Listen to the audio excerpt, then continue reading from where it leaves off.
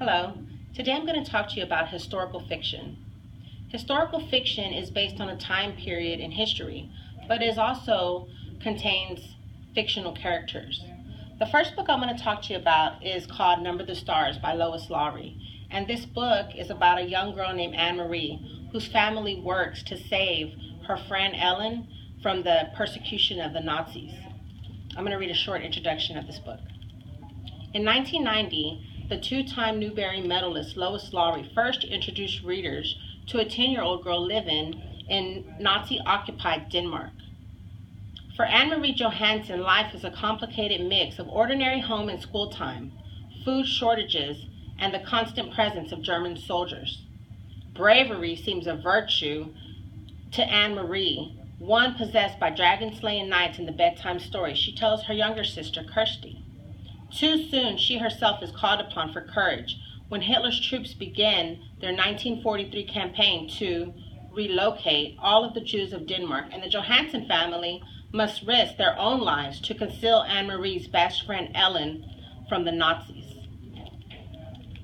So this story tells about Anne Marie and how courageous her family works to save Jews.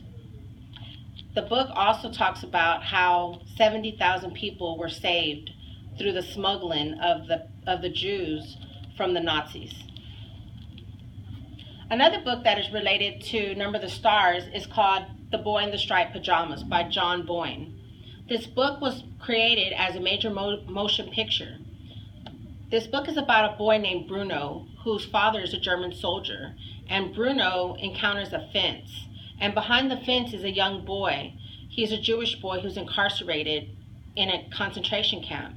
And the boys can't understand why they can't interact with each other and play with each other. I'm going to read to you a brief introduction of The Boy in the Striped Pajamas. If you start to read this book, you'll go on a journey with a 9-year-old boy named Bruno. Though this isn't a book for 9-year-olds, and sooner or later you will arrive with Bruno at a fence. Fences like this exist all over the world. We hope you never have to encounter one. So this book, even though it is literally about this fence, the theme is a lot deeper because it talks about the fence that happened between these two races, the Germans and the Jews. Another book that happened in the time period of World War II is called Dash by Kirby Larson. And Dash is the story of a young girl named Mitzi. And Mitzi is a Japanese American. And this book talks about what happened in California at the time of the attack on Pearl Harbor. After Pearl Harbor is attacked, many Americans are leery of Japanese Americans, and they're not sure if they were involved in the attack. So many of them are taken to jails and incarcerated and questioned on their involvement in Pearl Harbor. I'll read a short introduction of this book.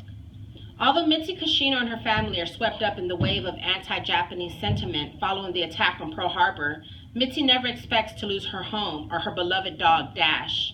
But as World War II rages and the people of Japanese descent are forced into concentration camps, Mitzi is separated from Dash, her classmates, and life as she knows it. The camp is a crowded and unfamiliar place whose dusty floors, seemingly endless lines, and barbed wire fences begin to unravel the strong Kashino family ties. With the help of a friendly neighbor back home, Mitzi remains connected to Dash in spite of the hard times, holding on to the hope that the war will end soon and life will return to normal. They have lost their home. Will the Kashinos also lose their sense of family? And will Mitzi and Dash ever be reunited? With heartbreaking honesty and stunning emotional depth, Newbery winning author Kirby Larson brings to bold life a powerful story of family, enduring friendship, and the resilience of the human spirit. All of these books are based on World War II, but they also have a common theme of humanity and how all of the races came together to help when so much terror was occurring in the world. If you want to learn more about World War II, I would like to recommend 2 nonfiction books to you. One of them is called Remember Pearl Harbor, and it is a nonfiction account of American and Japanese survivors. In the book, you'll see primary sources, such as photographs and maps, that tell the true story of Pearl Harbor. Another book that I would like to recommend to you is dealing with the atomic bomb. It's called Hiroshima. Hiroshima, the story of the first atom bomb. And this story tells about the decision the Americans had to make to drop the nuclear bomb. It has accounts and real photographs that you can look at and learn more about this difficult decision and how it affected the world in its aftermath. I hope that you'll learn a lot of information from reading these books, and you will enjoy the powerful theme of humanity in the historical fiction books about World War II. Thanks for listening.